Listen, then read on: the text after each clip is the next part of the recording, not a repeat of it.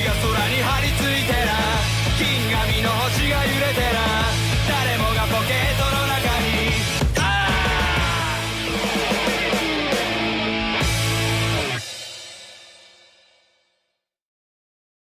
You know, when we were kids, we were growing up through the period where like things like GTA and stuff were being like screamed at for desensitizing kids to violence. And as a kid, you're like, oh, that's stupid. You know, that's really like, I could never get desensitized. I finally understand what it means to be desensitized. Truly desensitized. After watching this anime, I finally understand what all those people were warning me about with desensitization, because I no longer have any grasp on reality. Help.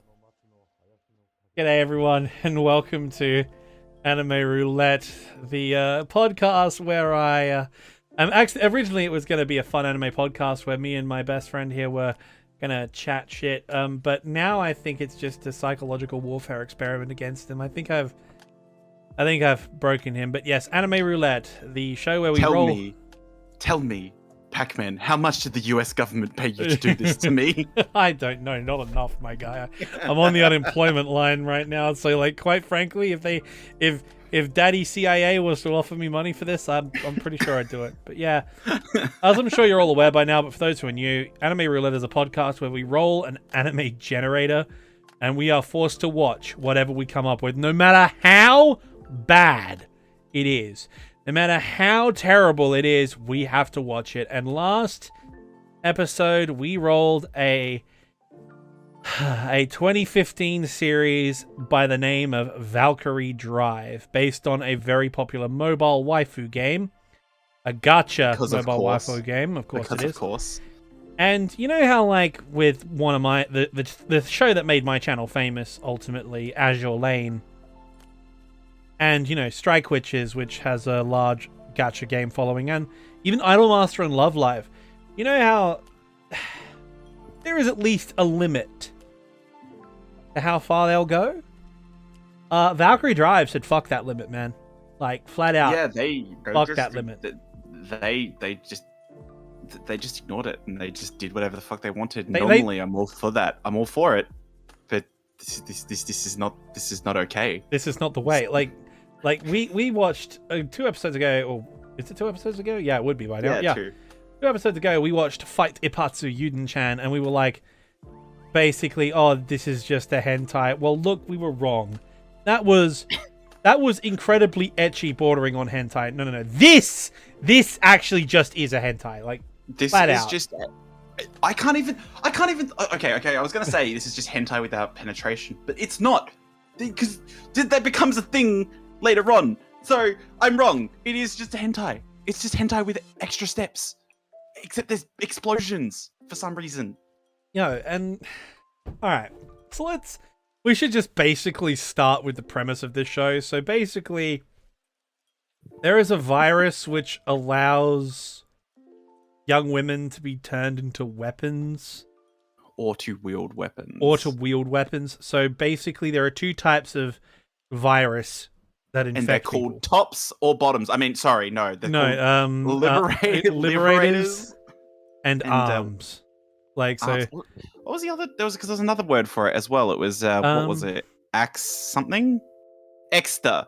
Oh, yeah, something like that. Basically, one of them is a wielder of a weapon, and the other one is actually the weapon itself, right? And so the idea is you have 2 women.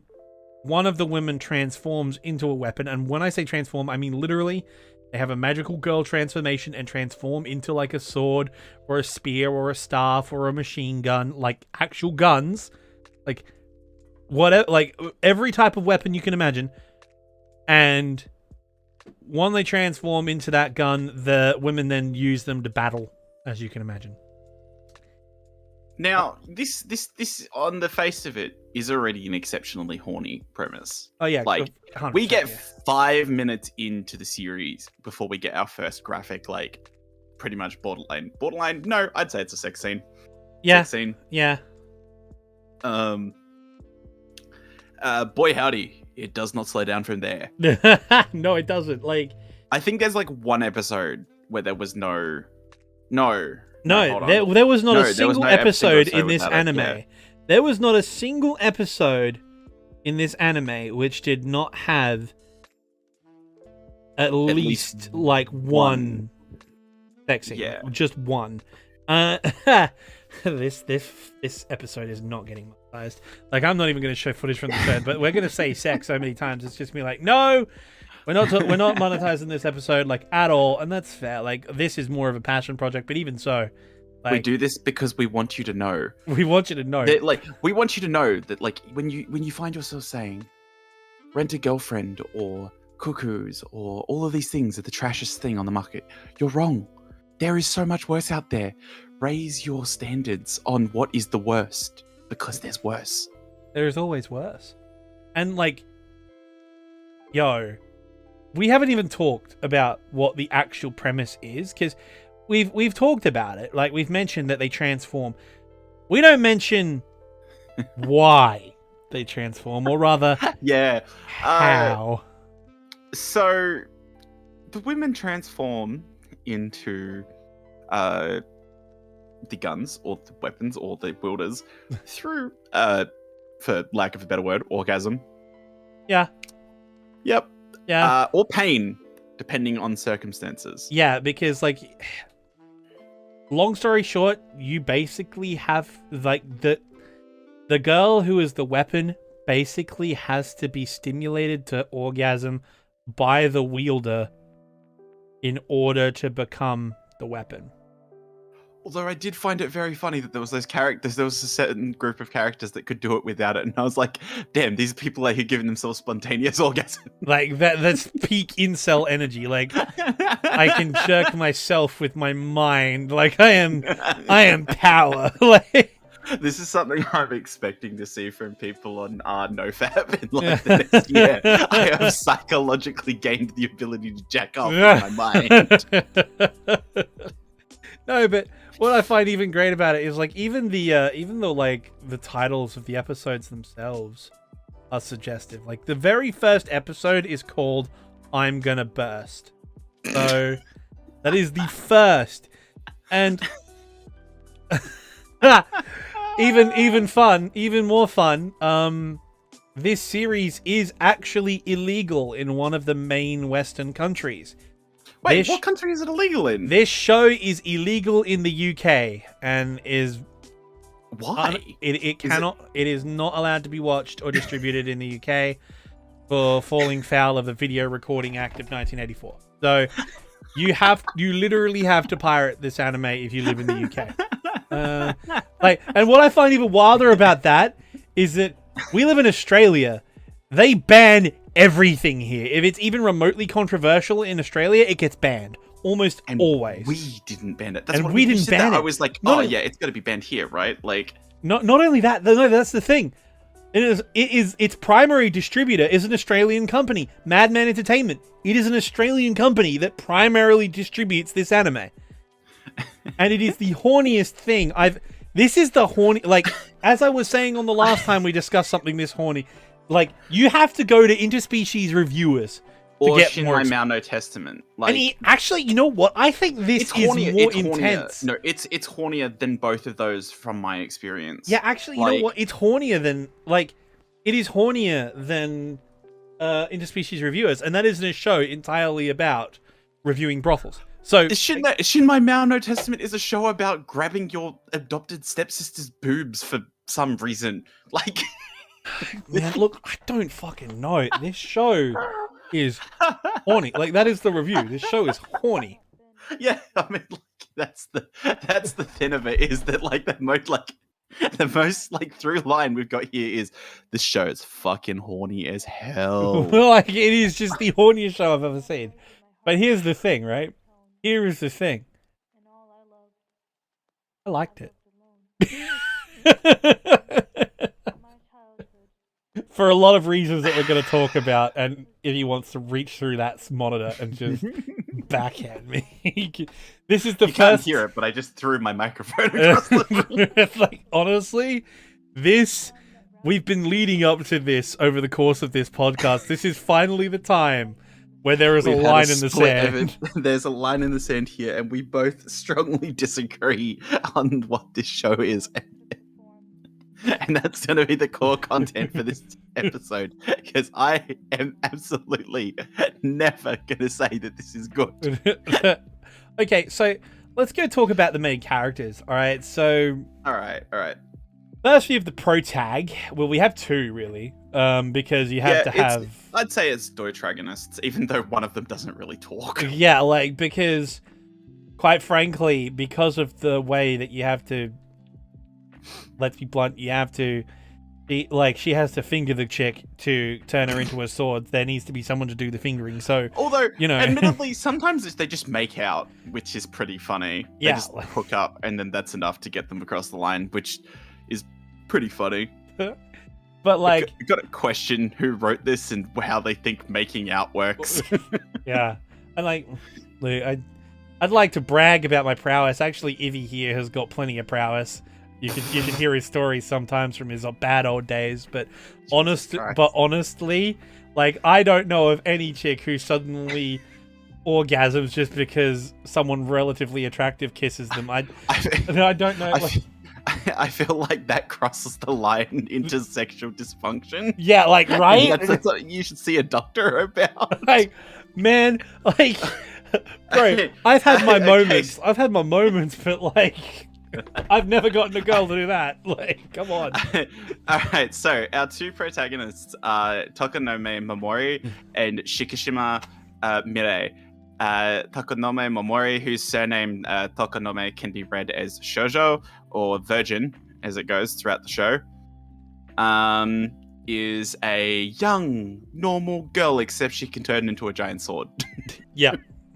Because she has a virus. Oh, we should mention that they get exiled to this island because arms virus people are considered a threat to civilization, so they're arrested and deported, basically, into a ghetto. So what you're telling me is this show is what people think, and like Americans think Australia is like right now with COVID. Yeah, right?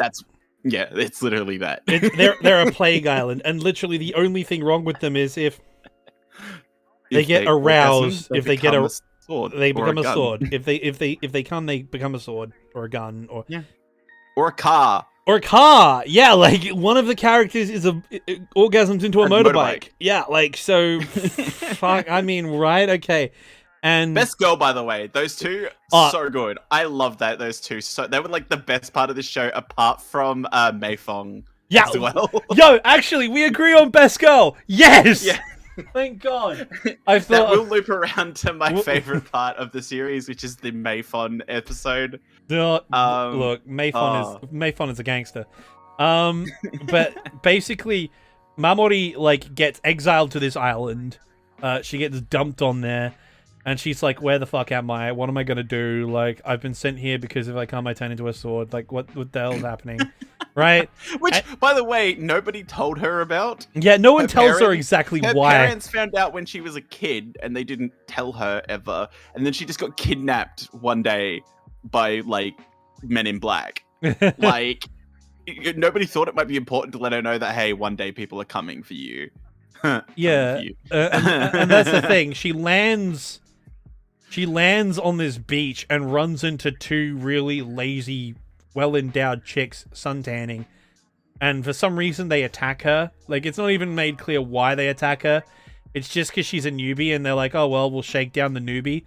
And so first 10 seconds of the anime, like very first 10 seconds, they're making out and fondling her breasts, and she eventually goes in and plays the piano, shall we call it, right?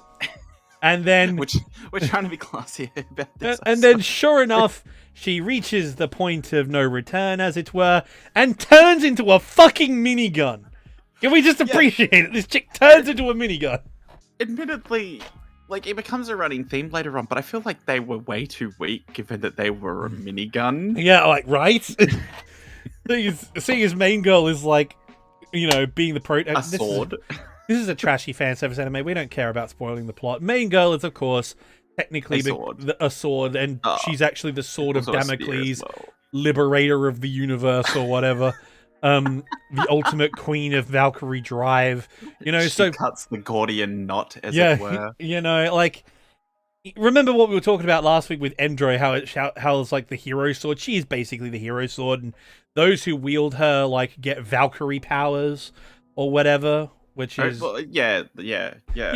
And so she gets confronted by this minigun, and then this other chick who is a liberator, one of the people who can wield swords, lands next to her, and she has a traumatic backstory because she's shady and says nothing. Which ultimately turned out to be completely pointless. They set it up for like 10 episodes. And then they were like, oh yeah, no, it's fine. And I was like, what? No, it's not fine. It's completely unfine. Like, like the way it was set up, I was like, oh no, this is bad. And then later on, I was like, wait, so none of that had any point at all? It was a training exercise? Right. So anyway, Mirei, the stoic Rei Ayanami with big tits and blonde hair, arrives and protects the protag, and says, hey, you can't hurt her. And then realizing that they were sent here as a pair, and that, using her training, we'll call it, she recognizes that Mamori is an arm. She's a sword.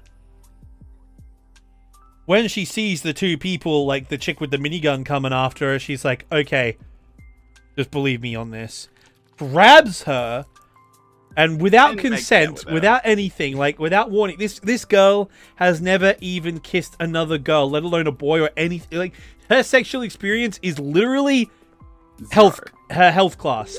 Her health class at school, and health class in Japan is occasionally people bump their hips for reproductive purposes. That is basically what Japanese health class is. They're the most prudish people in the world in education sense, right? So she knows absolutely nothing about what's going on. And so they're also the people who produced this. Yeah. And so, like, they grab the protag without warning, without consent, without anything, and just start making out with her and groping her. And she's like, oh my god, why do I suddenly feel so warm? And then turns into a sword. And then they fight. And they win, and it's great. And so they defeat them, and then escape into the jungle and arrive at a big white castle, the massive landmark on the island. And then they get trapped in a Coliseum and are forced to fight this chick who's random like, she's a sadomasochist. Like, she's a sadomasochist, and she has masochist slave girls with her as her arms. And this is the thing, she has two chicks who are on chains, like they are in chains. And they're like, and she's like, is it two or is it just one? I don't know if it was one or two. I think it was one. Oh yeah, she uses she has multiple, I think, but she used one in the ring. Yeah, in the ring, and she kicks this girl and like degrades her and gropes her and hits her, and that gets her off and turns her into a liberator arm as like this big ball and chain, and they fight the main heroes. And they naturally lose. Yeah, that's the thing. Like, Mirai just kisses the protag again, gets her off, turns her into a sword, and then she just whacks down the bad guy in a single hit. Like, talk about, like, you've heard of wish fulfillment protag? Try fan service magical girl battle harem protag. She just fucking wastes this guy. Except there's no harem because there's no guy. That's the thing. There is no men except for the freaking ruler of the island, who is literally a cross-dresser because her mum told her to. Her mum told her that if you're the only man on the island, you'll have power. And we're all like, the whole point of this virus is it only affects women. So if he's the only man who has it, then, he must be special. He must be special, so all of the girls on the island want his dick. And that is the big plot point with the protag. It takes 7 episodes to be resolved, and you can tell from the first episode. There is an entire episode of this anime where the protagonist is sleepwalking. And she is hypnotized by one of the villains who poses as the only guy on the island, quotation marks, and there is a full-on sex scene. It is a full-on sex scene. Like, 100%. Like, penetration is, like, obscured by the art, but it is implied that she is fantasizing about getting railed to hell. Right? Yep. So she turns into a sword and gets rescued. Like, and this just keeps going on. And, like... Every new episode is literally just more really kinky girls getting turned into weapons of different kinds. This really does feel like a different fetish took a crack at each episode. Yeah, right? Like episode... what was it? I think it's episode... Hold on, let me look at my notes real quick. Episode 5 is a gigantification kink. Episode 4... is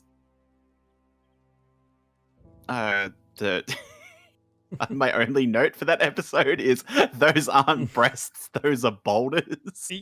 Right, look. Okay, so the second episode sorry guys, I tried to write notes. The second episode we meet the main villain, who's Charlotte Shartson, which is a really dumb name, who started her own, like, elitist club inside the castle.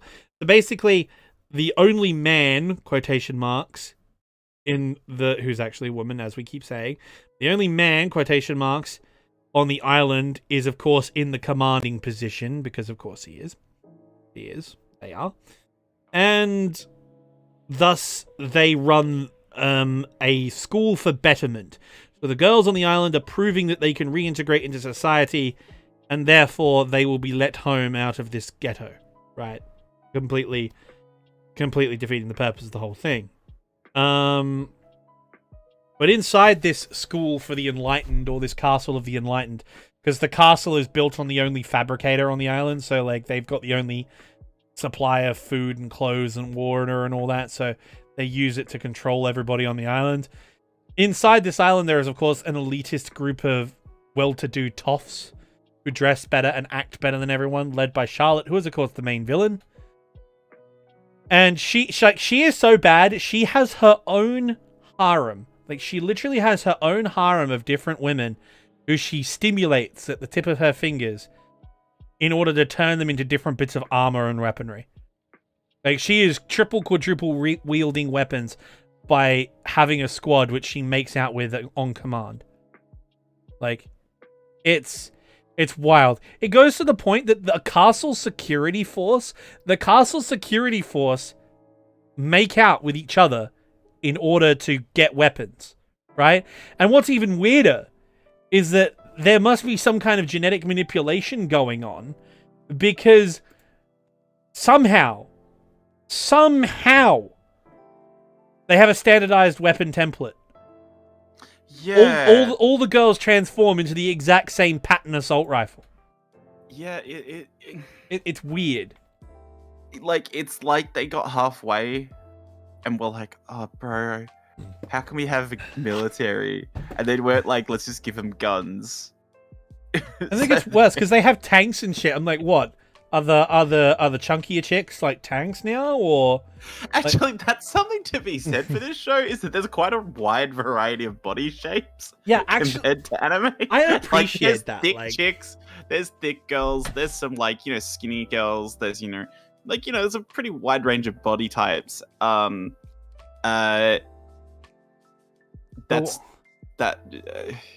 we've got, like I'm thinking about the characters. We've got the governor, who is a woman hiding her identity. This is the worst character introduction ever. We're just talking about like it's weird. Okay. Like, we've got what? We've got Charlotte, who's the bad guy. We've got Charlotte's the bad guy. We've introduced the commander. We've got the lesbian duo themselves, Lady J and Lady. Oh, they're so good. They are so good. Lady J looks very weird, and I don't support her character design because it's so stupid. And Lady is just cool. Like, she's just cool, right? Like, I'm not alone in saying that. She just looks cool. She looks like she'd be like from another show as a cool character, and she would have fit in fine. Yeah, because like they're both wearing like skin tight leather, and one of them's blonde, one of them's sort of got purple hair. Yeah, blonde and purple hair. Yeah, and like they're really well endowed. And their gimmick is that both of them are both liberators and X-Tars. So that's right. They're verse. That's right. So depending on who fucks who, they can transform into plasma cannons or a motorcycle, depending on what's required at the time. Right? So very useful. They're really, and their character design and their characters as a whole are awesome. They're just fun. They're just fun. Yeah, they're fun. You then they don't seem like they're taking this all too seriously. Nah, they're just like everyone else is very, serious about what's going on, apart from like the slice of life element of this show. But like these two are just like, no, we're just here to fuck around and find out. And then we've got the second in command of the castle, who's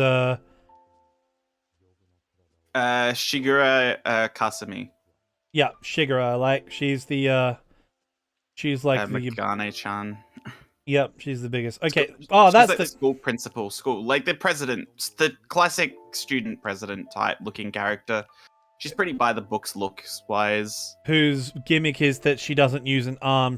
Because her actual arm, her partner, was traumatized when she first got on the island, and so she refuses. Because apparently this island was just like Lord of the Flies. Yeah, back in the old days it was Lord of the Flies, and her little partner Hibiki is trapped in a room, but she gets redeemed and comes back at the end. Yay, go team! Also, by the way, that was actually a really cool character design for their combined one. Just like the cool like oversuit, I thought was really like, and although I thought how it played out in the show was dumb as fuck, the fact that she was like skating along the ground on it, I was like, what the fuck? Okay, yeah, okay, and the governor's name, Akira, of course. Yeah, Akira Hiragi. Akira. Yep. Yeah. And then you have the last important character is Momoka Sagara. Yep, that is. She is the big bad who comes in at the end to confront Mirai, because Mirai has a dark past, which we'll go into, but yeah, basically, Momoka is the evil from her past, which comes up right near the end. But of course, we have danced around Best Girl. Yes. Mei-Fong. Sakura Mei-Fong is the best character.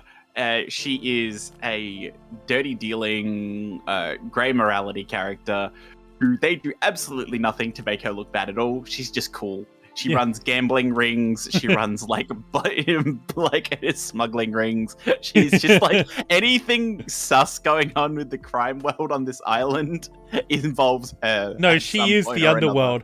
To the extent she is the underworld herself. Like she runs gambling rings. She runs scams. She runs cons. She runs She runs the black market. She smuggles. She steals. You know when like you're a kid and you don't understand that like black market doesn't necessarily mean a market at nighttime or something? Yeah. Like she is the black market. And what's really great is she speaks with like this really hick Kansai dialect. Like she speaks Japanese like really, really. Did you watch the Japanese for this? Yes, I did, because the English dub was god fucking awful. I didn't even turn it on this time round. I didn't even have a peek. I couldn't. Okay, the protagonist's voice actress and Mirai were good. They were actually well cast, right? But everyone else? Lady J was awesome too. Mei-Fong kind of worked, but everyone else was god awful. Makes sense. And I couldn't do it. But whereas Mei-Fong's voice actress in Japanese, oh my god, so much fun. So much fun. She was great. Yeah. And that's the thing. Mei-Fong is also one of those badasses. Where dude, she can. Her outfit is her power. So funny. It actually took me the fuck out when they revealed her power. I was laughing so hard at that reveal that her suit is literally made of money. Yeah, she She uses money her entire thing. She is similar to Lady J in that is that she is both a liberator and an X-Star herself. So she can just do it herself, and she gets it by making cash, and she gets off from money. So she has to get herself off by making cash and then transforms into a mech. And it's fucking awesome. And she spends the whole show being... Okay, she's not supposed to be because she's not as overtly sexualized as the others. But because of that, she was kind of the hottest chick in the whole show. Because she's rocking she's rocking the Daisy Dukes and the exposed midriff with the cowboy hat. It's the classic thing is that in a world where everyone is overtly sexy and like hypersexual, it's the one who shows the least that is the most sexual in the end. Like, yeah, actually, although I really did like the girl who was in charge of like the deserters, like the people who didn't want to be part of the governors. What was it? Tonori? Yeah, she was really cool. Did she even get a character name on this list that I'm looking? Torino. Yeah, Torino, and she's just like, and I really like their arc because I actually really like how Akira kind of runs her operation or his operation because, like, they're in full acknowledgement about how dodgy some of the shit that goes on this island is, but they let it work because it means that even the people who aren't part of her crusade for righteous behavior are in turn being converted to a righteous cause by Torino. Yeah. So I really like how that's sort of set up. But yeah, we haven't even gone into like the second episode in real degree, but the second episode basically says they are forced to have arranged marriages in order to find the best weapons for the best people. Which means more forced sex scenes. The main character is essentially quasi... I would say she's straight up assaulted. Yeah, she's straight up assaulted, and I was going to say quasi R-worded, like, you know, true. I think it goes beyond assault at that point, right? Yeah, no, like, that was definitely like getting past the point of like that. Yeah, it was real bad. It was real bad. And like, it's not the first time, and it's not the last time this happens in this show either. Yeah, but like the concept of it is, I thought, sounds bad saying it this way, but I think the concept of it was really good in a weird way because it was like, it was the instructor, so she is the most, quotation marks, talented on the island. And when she fucking can't make it happen, she loses her shit. And so Mirai just comes in and kicks the living shit out of her. And it's beautiful. And then you're right. We just have like, it's just a parade of hottest characters. And they have their plots. Yeah, it's very episodic.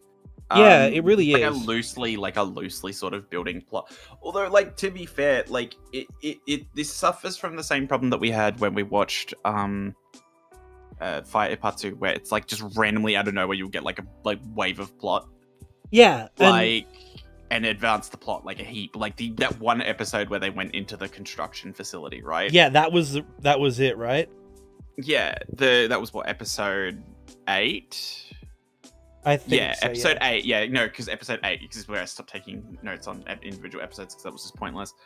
But which also, by the way, episode 8 features one of the funniest moments, which is after 8 straight episodes of just constant like girls getting off and turning into weapons and stuff.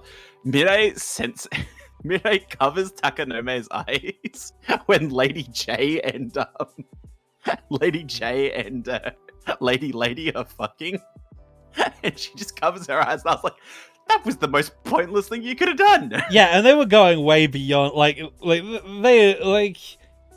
that was the moment when you knew they were getting serious, because, like, Lady J had stopped being like, oh, we're just, like, she had transformed into a weapon before, but to go Super Saiyan on her weapon, they actually have to properly fuck, right? They actually have to get it on.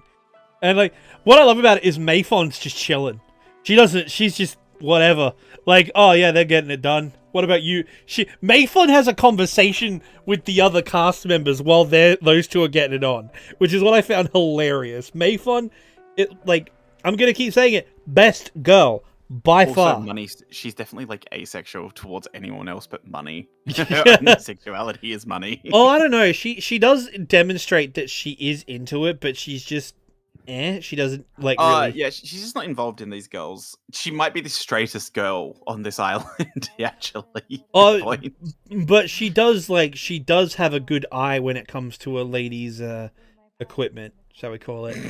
She's very good at praise Murray on that. Yeah. Yeah, she does. She does like offer advice, and I have a feeling that she would do it for fun, but like she just can't be arsed half the time. Because why would I be fucking when I could go get more cash to make myself even hornier? You know what I mean? So like that's what's really great about Mei-Fong. She is the comic relief. She is both the comic relief and the Deus Ex Machina. Because Mei-Fong comes in clutch. Like, every time they're up shit creek, it's Mei-Fong who comes in clutch to help them out. Like, every time. She is the MVP here from the sidelines. She really is. Like, I mean, there's the episode where they were all trapped inside, surrounded by Charlotte and the troops for stealing supplies. Yep. And Mei-Fong is the one who's stealing supplies and shit, of course. And yet at the same time, like, Akira, the governor, comes out and bails him out. And like, there's all these different episodes where she just saves the day, which is even great. Yeah. Man. There's like simultaneously a lot to talk about, but like there's also like a lot to talk about, if you know what I mean. Yeah. I'd like to move beyond episode discussions just for a second, just to discuss like relationships, because I think that's probably the place this show is the strongest, but also simultaneously lacks. Yeah. So take Mirai and Takanome, for example. Their relationship is obviously the key function of the show, and it obviously, with the big reveal at the end of the show about the Valkyrie effect, and the Valkyrie Drive, is the reveal that they are the only true 100% drive pair, right? And throughout the show, you can see that like Mirai is like enamored with Takanome. Yeah, she is. I feel like where this like let down was that like it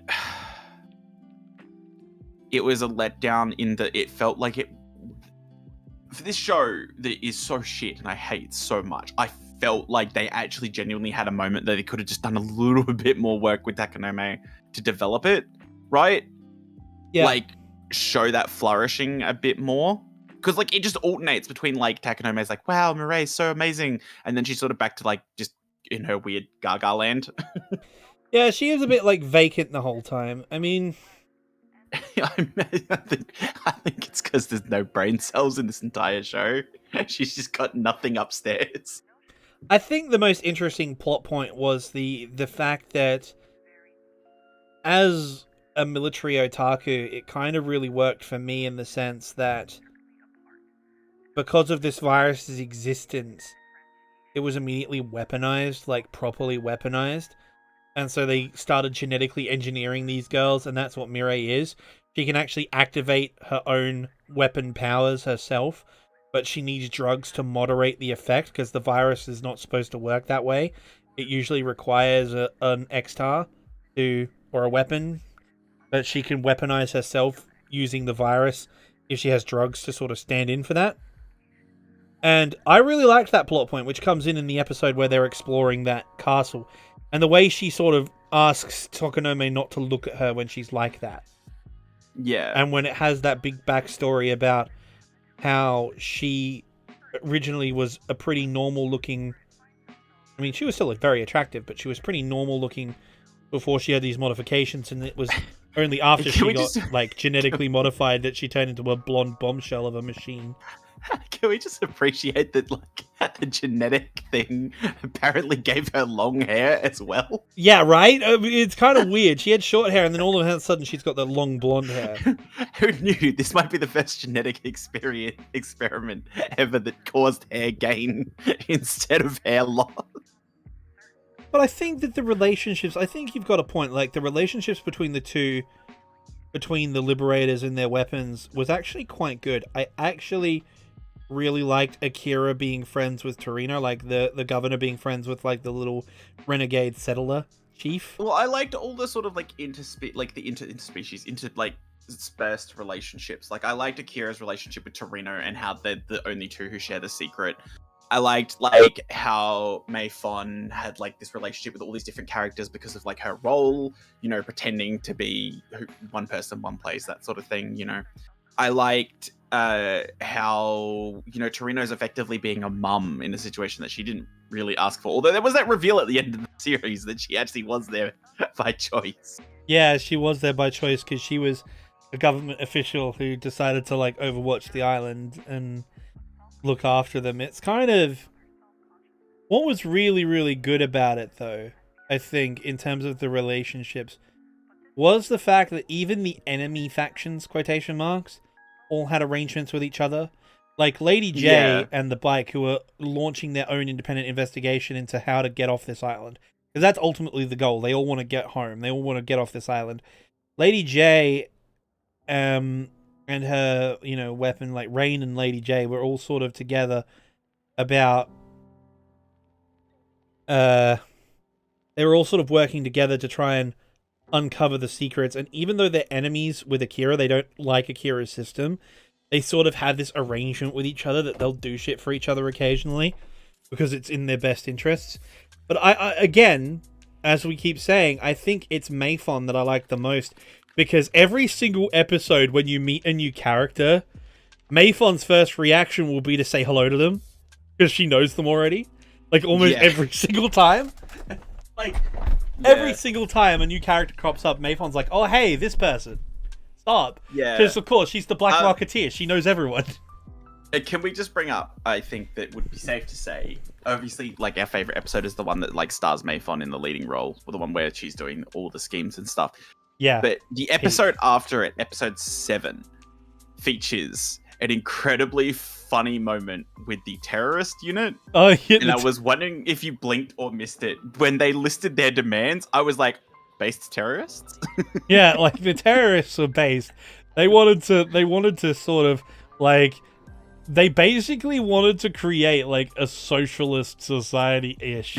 They wanted to make the means of production on the island to feed everyone and shit publicly owned property. And I was like, yo, based. Yo, yeah, like, based and red pilled, the actual cool kind of red pill. Yeah, that was just a moment that just took me off guard because in this like schlock of shit, just like randomly for that, I was like, that's an oddly poignant statement. All right, and then of course you got the rest of the show, which is, that's the thing. You're right. When the Mei-Fong's episode was fun, like, where that opening episode where they trick everyone into bailing, leaving their money there. Well, that was so good. That was so good. Yeah, and then of course she uses her power. She uses her power and love of money to fight against evil and, you know, protect Mirai and Tokonomi and defeat Charlotte, which is always good. Taking it to Charlotte is always great. But like when this show decides to go do plot, like with Fight Parts of Yuden-chan, when it decides to do plot, it actually kind of hits, which is really, really weird. Because I think that episode 8 with the construction plant, yeah, there's gratuitous fan service, sure. But like when it decided to do plot, it was pretty fucking good. I enjoyed it. And when the big reveal came in the last 3 episodes or so, I thought that was actually kind of fun. Like when the big villain shows up, what's her name? Was it like Momoka? It was Momoka, yeah. Momoka, Sagara Momoka. Yeah, right. So basically, Mirai had a partner when she was a soldier arm. She was fighting in wars, you know. Also, like the framing on it, like this is something I have to bring up. This plot point turned out to be so pointless. So they were supposed to be like a unit, and then they did a training exercise together, and it failed because Mirai didn't want to fight. Yeah. So like the way it was originally framed, I was like, oh, is like Momoka like Mirai's like ex like romantic partner, like, you know, setting that up. And to be fair, the way that she's written does make her come off like an ex-girlfriend, like a spurned ex, right? Yeah, it basically is. And what I find interesting about that whole plot, though, because she was originally supposed to be, like, Mirai's partner arm, right? And then, like, because she fucked up, they were forced to become soldiers, and it robbed Momoka of her, like, rightful place, if you like. Like, she got captured and then tortured and, like, transformed against her will, right? Because Mirai failed, or whatever. And so she harbors this huge amount of resentment. And so she comes in and basically reveals that Akira is actually not a man, but a woman. And all the chicks are really upset about this, because now they don't have a dick to get on, so they're upset. That is actually canonically the plot, by the way. They're mad. Yep. They're actually really mad that she is not a he, and therefore, you know, they don't have this male idol for them to be subservient to, which is, again, really fucking sus. Let's be real here. And then puts Charlotte in charge. Ultra upper, you know, class fucking evil psycho classist bitch. And what I love about this is that Momoka and Charlotte, the first scene where you actually have true dialogue between them is literally an uncensored 69 scene. Like, it is uncensored. Like, you don't actually see the business end, if you want to call it that, right? But literally, it is completely uncensored. Yep. Like, they are actually full on going at it. Yep, that was I was a bit taken aback by that. I didn't think they'd go that far, but they went that far. I was like, I mean, they went that far in the Blu-ray extras that were there. Yeah. Oh yeah, they did. I didn't watch the Blu-ray extras. No. I wouldn't do anything like that. Yo, those were fucking wild, man. We can't talk. We actually can't talk about them. We cannot talk we about can't them because they are actual hentai. They are actual hentai. We can't talk about them. Yeah. No. So guess what? Sucks to suck.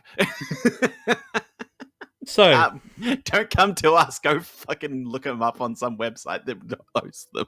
But yeah, TLDR, good guys win though. Mirai and if it was ever in doubt, of course. Mirai and Tokonome eventually achieve the Valkyrie effect and become the perfect pair and defeat Momoka and Charlotte after the most stereotypical hentai scene of all time. Yeah, it is. Yeah, pretty much. Like, everyone's made the joke at least once. I've seen enough hentai to know where this is going. Yeah, it's literally a tentacle hentai scene. It's a tentacle hentai scene, and yeah. And they win.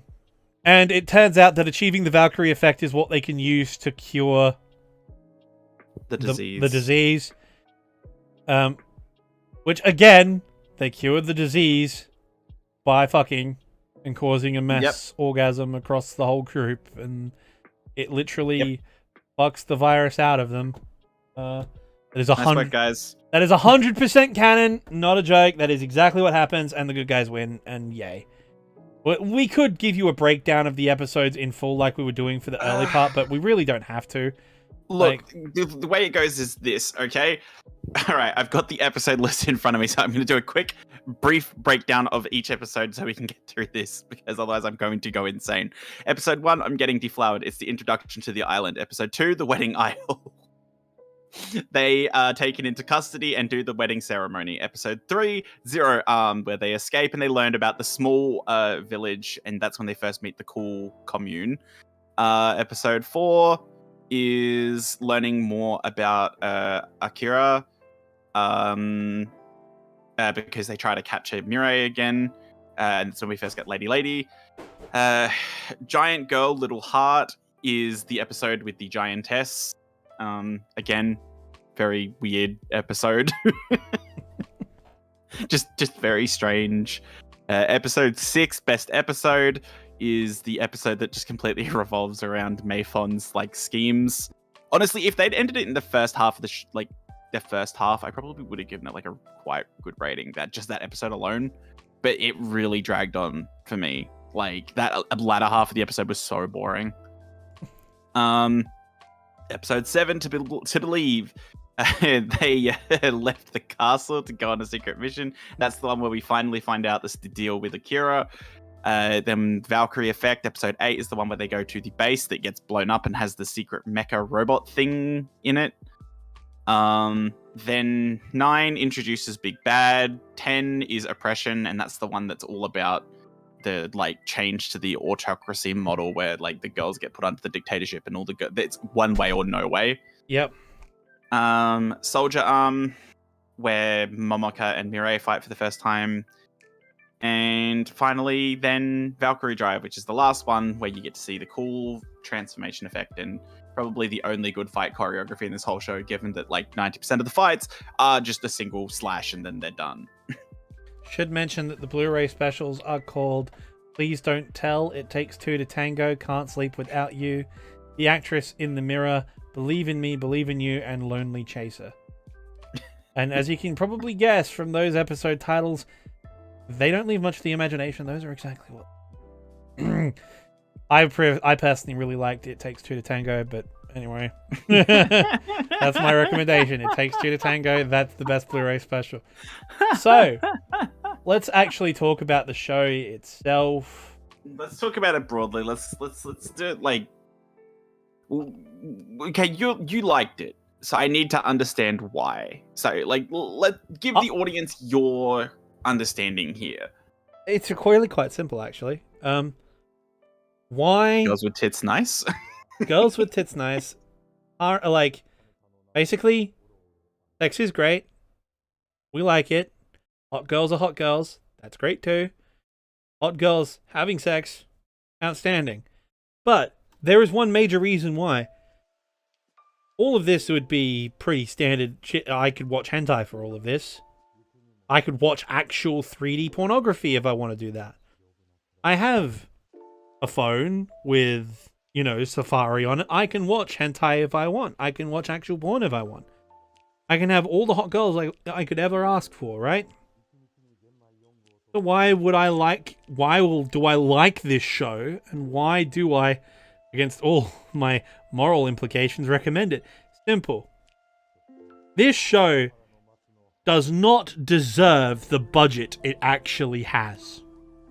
This show's production values, the music, the opening, the ending, the animation are all top notch. The fight scenes in this rival Attack on Titans in some instances.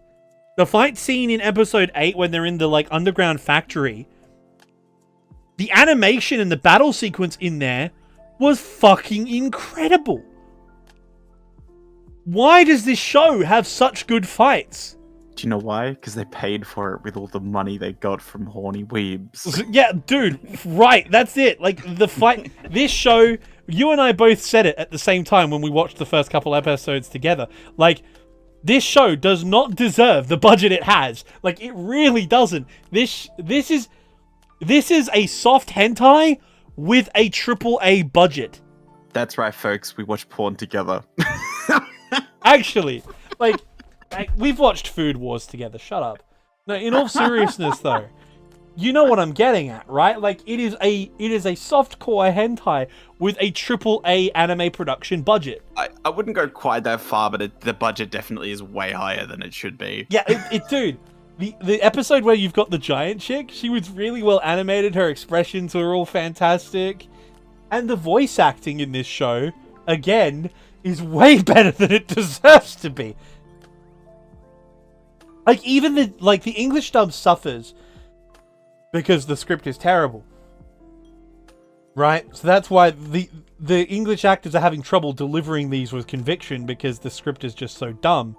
But you have Jade Saxton, Tia Ballard, and Monica Rial in this in the English dub. And then you've got actual big names in the Japanese dub. The Japanese freaking one of the side characters is voiced by Rie Takahashi. Come on. What? Hitomi Harada, the main villain's voice actress, right? The main villain's voice actress has been in Hinamari's Sketch. They've been in frickin', They've been in freaking The Disappearance of Haruhi Suzumiya, right? Like, they've got good actors, good music, incredible animation in the fight scenes. Like, it is a softcore hentai with a AAA budget. And so I cannot deny that I had a fucking blast watching this. It's terrible. It's garbage. You shouldn't watch it. But it's worth it if you do. Plus, Mei-Fong best girl. I think that's basically where I'm at. Because that's where I'm at with this. Like, I'm being blunt. That's where I'm at. All right. Okay. So it's my turn to be combative. Okay. So this show fails across the board in Lies. consistency. Lies. It fails across the board in consistency. The characterization is mediocre, although at times it is the best part of the show, with characters like Mei-Fong. The plot itself this is something that, like, if I was like 16, like not even 16, that's way too old. If I was a 14-year-old boy going through puberty, I would think this is like genius. And I have to imagine that there was 14-year-olds involved in the production of this. It's really hard for me to accentuate like what drives me nuts about this show, but like it falls into the thing where, like, there's a lot of shows out there that they use fan service, and we can see this in like current shows like Miyaruko-chan. Miyaruko-chan has fan service, but the show behind that is strong, although I don't like the adaptation. But the reality is that still holds up on its own. If you stripped away the fan service here, this show would be a wreck. Like, there isn't enough flesh on and the thing is that there's just so many things here that could have been such an interesting concept, right?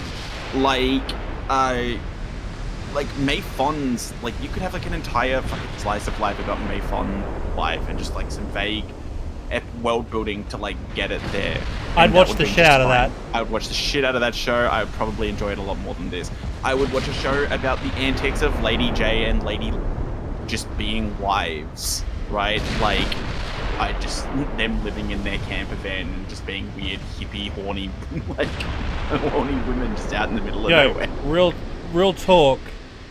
Mature lesbian romances in anime. Mwah. Few and far between. Can we have more? Few and far between. Can we have more, please? It's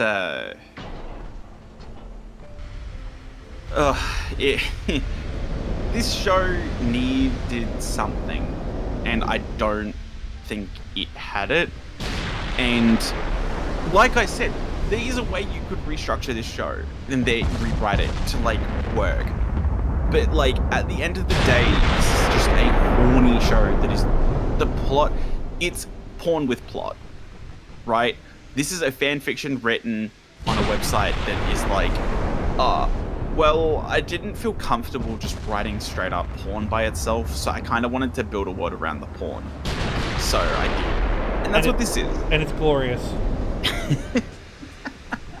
It's glorious. As I keep saying, it's hentai with a budget. That is fucking excellent.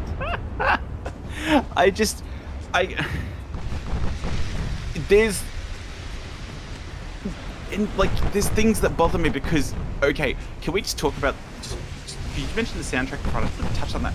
That opening was really catchy, right? Really, really catchy. It was an amazingly catchy opening. My favourite part of every episode was listening to the OP. Although the OP animation, completely forgettable. All I know is there was character transitions, right? It was character transitions and stuff, right? It's very simple. And then some foreshadowing of some spoilers, because it's an anime opening, you gotta throw in a few spoilers, so as you get into the show, you're like, oh, I recognize that, like the chains and all that sort of stuff, right? Yeah. And, like, yeah, that was completely forgettable. Also, the ending was okay. but as all endings were, the actual animation was just useless. Unless you're Honestly, Kaguya, but like I just take static images at this point. Like Kaguya is the only Kaguya and another trashy show, Eromanga Sensei, are the only two anime I can honestly say. Vinland Saga. Actually, yeah, Vinland, like where the anime is like ending actually proper slaps. Drown for Vinland Saga is a killer one. Gintama, naturally, I'm a Gintama simp, but also because Gintama also has my other simping target, Honeyworks, and the Honeyworks ending for Gintama was awesome.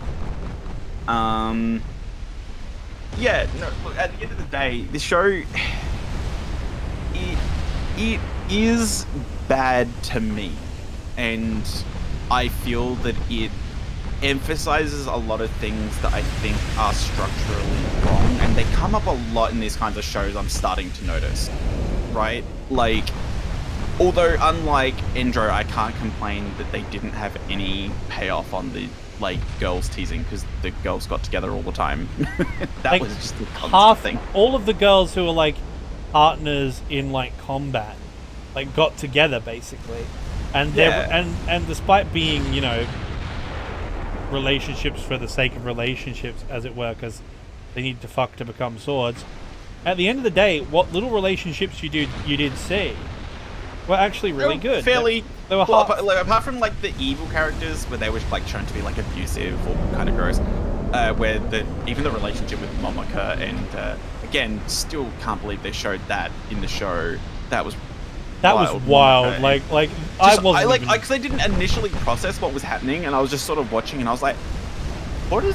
What are they actually? They are actually fucking like they are." No, they're just straight up 69ing. They're actually doing the deed. Like they are actually having the sexy times, like and not just implied horniness becoming swords. Like they were actually fornicating for the sake of fornicating, and I was whoa, all right, fair enough. And I think it's something that I've seen, as I've said, it's something I've seen in these shows, is that, like, when they do have these moments where they show good story writing, like, well, like, okay, good story writing is a stretch, but, like, story writing, they actually show story writing, they show that they could just function just fine like this. Episode 8 and Episode 6 showed this, right? There's that little streak of episodes, episode 6, 7, 8, where it's like they're sort of story-focused episodes, even though 7's a bit filler. Like, you can see like a through line. And what I come to the conclusion is that there's like, they come up with like 4 or 5 episodes at most, and they're struggling to just fill the gaps, right? They are just throwing shit in the midst to just make sure that there is you can walk from episode 1 to 2 to 3 to 4 to 5 to 6, 7, 8, 9, right? Yeah. Like, I've got plot for episode 1, I've got plot for episode 4, I've got plot for episode 8, I've got plot for episode 12. Okay, well, now we need to make sure we can get from there to there to there. And that's how they write. And it shows because just everything's all over the place, right? And it's something that bothers me because, again, inconsistent character relationships, you know. I didn't like this show. I didn't like this show. Like, as I said, it depends what you're watching it for. When I saw this show, I watched it expecting it to be trash and expecting it to be incredibly horny. And it was both of those things.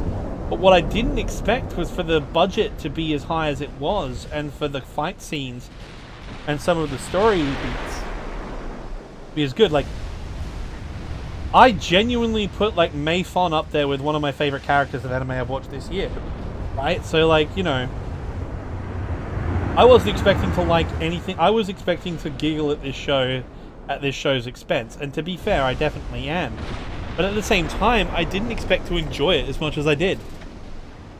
I was 8 episodes in within the first couple days.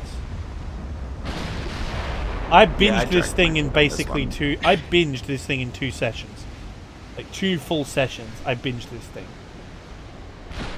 And it was fun. Like, it dragged a little in the middle, but overall it was fun, and I enjoyed the hell out of it. And I think the biggest piece of advice that I can give you is you gotta go into this anime knowing what you're going into it for. Do not go into this anime expecting something good. Do not. Because otherwise you end up like me. Do not. I mean, I didn't. To be fair, I didn't go into the show expecting anything good. I saw the trailer. I knew what I was getting into. But like, when I saw the trailer for this show, my reaction was the opposite. My reaction was, this is going to be so dreadful and so unapologetically horny. I can't fucking wait. And so, yeah, it's time to do the scores. It's time to do the scores. I'm gonna give it. Actually, you take the lead on this one because I'm going to go get my score list up. Pacman's official score for Valkyrie Drive, the anime.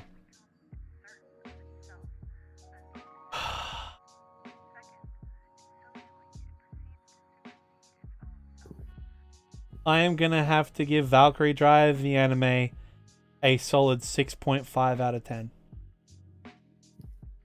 A 6.5 out of 10?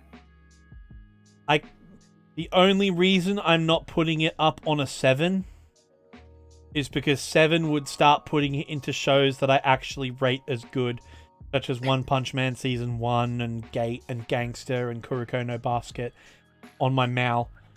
But I have it as a 6. It would be a 7 if I was still using my old rating system. So, I'm like, basically, it's a guilty pleasure. I enjoyed the hell out of it. And it is... Basically, I have ranked it the same rank as Copcraft, Decadence. Man, Copcraft, talk about a show that dropped off, right? Yeah, fucking depressing. It started strong. It has the same rank as Blood Blockade Battlefront. Keke Sensei. And we actually liked that one, even though it had it drops off. So I honestly have to say 6 out of 10. 6 out of 10. Dropped it down. Yeah. All right. 6.5. I am giving this 40 for the story out of 100. 45 for the characters, 60 for the visuals, and 20 for enjoyment, which brings my total score to 41 out of 100, or a 4.1 out of 10. Oh, trash to this show. Look, in trying to find inspiration for this episode, I read some who liked the show and like read their discussions of like themes about, hope and stuff, and like, yeah. It brings me to a criticism that I've had for quite a while, and this show like batters you over the head that you must always have hope. You must always have hope, and that's what the characters do to get through. Right? The characters who get through this are the characters that have hope, as opposed to the villains who have no hope. What I have to say to that is just because something has a theme like that, it doesn't make it any deeper. Like it doesn't, and like I felt like they didn't explore that very well, right? Like I feel like there could have been more done. If they wanted to play with themes like that, they could have done a lot more with it. And it's something that happens with stuff like this, is that like you can put themes in, it just doesn't necessarily pay off. And I feel like that's one of the reasons I'm so harsh on this like writing, this kind of writing, because there's glimpses of goodness here. There's glimpses of stories that I want to be told, right? It's the same thing with isekai. Like I read these isekai stories and I'm like, oh my god, I just wish I could have seen that story instead of this one. Right? Yeah, that's the biggest thing I've noticed with lots of isekai anime, where they're like, oh, back in the ancient times this happened. I'm like, why am I watching some dipshit who got hit by a truck? Why aren't I watching the backstory to this? Like, this is so much better. If you can come up with this cool fantasy story, write that. Like seriously, right? Like the lore and the politics of Overlord. Like I love Overlord. I love Iron Tail Gown as a character. I love the story, but like the world they're in is just so cool. Yeah, and that's something I really give them credit for, is that they let us explore it, right? In Overlord. Like when we do it in Overlord, we're like, you have volumes dedicated to just not being with the main cast, right? Where we literally follow the Lizardmen, for example, for just an entire volume. Yeah. And that's cool. That shit's awesome. And that's something I feel that a lot more of these sort of things could benefit from if they weren't being written for the horniest, lowest common denominator. I mean, at the end of the day, that's it, right? Like, it doesn't matter if I give like writing feedback or like things that I think could have done better, because this wasn't written for any artistic purpose, right? Like, they weren't trying to ultimately tell a story. This was just another way to sell more or get like Valkyrie Drive people to do more interactions with the franchise. Yeah. You know, sell waifu pillows, sell, you know, posters and figs. You know, at the end of the day, this wasn't written with anything else in mind, and it definitely doesn't feel like it was. And so sorry to the writer out there if you ever hear this and can also understand Australian English. I am sorry for beating you over the head, but that's just how I feel. So, could you send me the link to this? It's time again. Are we streaming it this time again? Yep. We will stream it. I will stream it for you. Alright, so link me the thingy. Alright, so as usual, settings are advanced. So advanced. We'll naturally cut this out again. Lowest possible score. No, I'll keep it in. Lowest possible score released between 1970 and 2021. Single anime. TV 14, TVMA, so adult shows. Any language. Oh, put PG in, remember. We always put PG in. Yep. Episodes Not G, because between otherwise we get some ridiculous shit. 1 to 26. And where's my stream button in here? Screen, random anime generator. Alrighty. Yeah. Folks, I am watching with intent. I'm clutching my microphone. 3, 2, 1.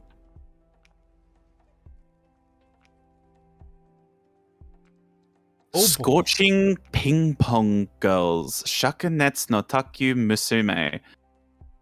In the world of Japanese ping pong, a mighty king has fallen. Underdog team suddenly breaks the indomitable Odo Academy's 9-year winning streak, creating a power vacuum as players everywhere are given hope that they too can reach the national tournament. Suzumagara High School or Middle School has a small-time team. Hanabi Teika, who has a rapid attack style. Hokuto Itsumo, who can predict the ball's most likely path. Agari Kamiya, famous for her signature backhand. Vice captain Umane, who has an aggressive playstyle. And team captain Kirika Ushirode, who possesses an impenetrable defense. Despite their skill at ping pong, the team has never made it further than local city tournaments. Dude, we got a sports anime. I am so excited. Fucking I don't thank care. Christ. 6 point. Yeah, I couldn't have done it. If this would have broken me if we had to do another like. Oh wait, hold on. Can you please click on the Mal page for this for me? I want to make sure that this is a. Where's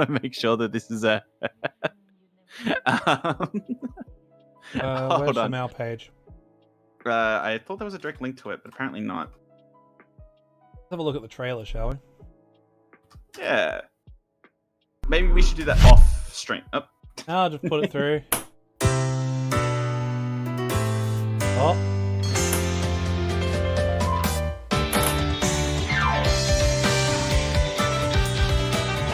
Hold up. It's Moe Blob. I'll have to mute this because I don't want to get copyright struck from the OP. Alright.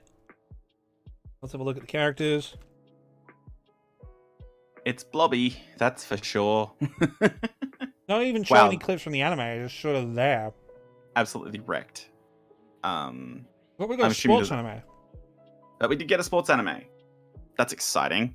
I'm excited. I just hope that I will not scream myself to death.